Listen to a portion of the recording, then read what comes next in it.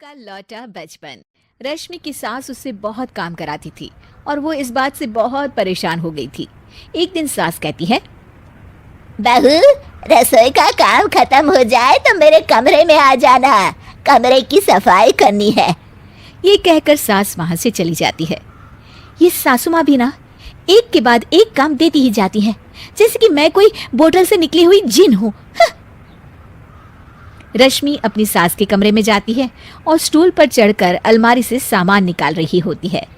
अरे बहू, संभाल कर, मेरा सामान तोड़ मत दियो। वाह, इन्हें अपनी बहू की कोई चिंता नहीं है, सामान की पड़ी है कि वो ना टूट जाए। अब तो इनका सामान तोड़ना ही पड़ेगा। रश्मि सामान हाथ में पकड़ लेती है और नाटक करने लगती है।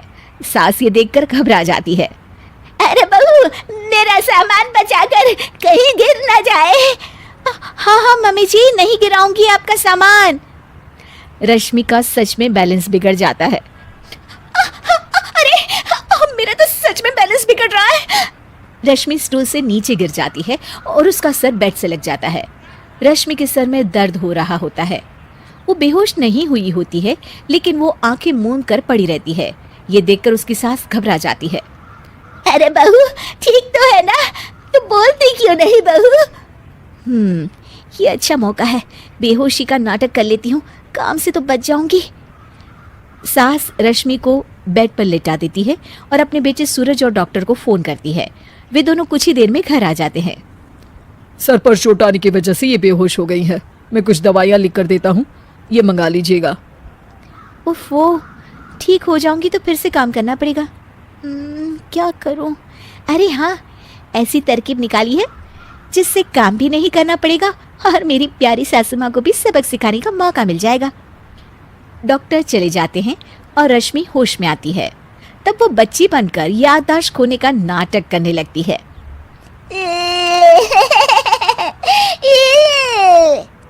अरे बेटा, ये बच्चे के रोने की आवाज कहाँ से आ रही है? हाँ माँ, मैंने भी आवाज़ सुनी। फिर से रोने की आवाज आती है। अरे ये तो मेरे कमरे से आ रही है। वो दोनों कमरे में आते हैं तो रश्मि रो रही होती है और बच्चों की तरह हरकतें कर रही होती है। दोनों उसे देखकर हैरान रह जाते हैं। मेरे मम्मी जी पापा कहाँ है? मुझे आइसक्रीम खानी है। अरे सूरज, ये तो बच्चों की तरह बर्ताव कर रही है। हाँ माँ, लगता है चोट लगने से इसके दिमाग पर असर हुआ है। आप लोग कौन है? मुझे मम्मी के पास जाना है। अंकल अंकल, मुझे मम्मी के पास जाना है। अंकल? अरे रश्मि, मैं तुम्हारा पति हूँ, क्या तुम्हें याद नहीं है? पति क्या होता है अंकल? और ये बूढ़ी आंटी कौन है? बूढ़ी आंटी? बूढ़ी किसको बोला?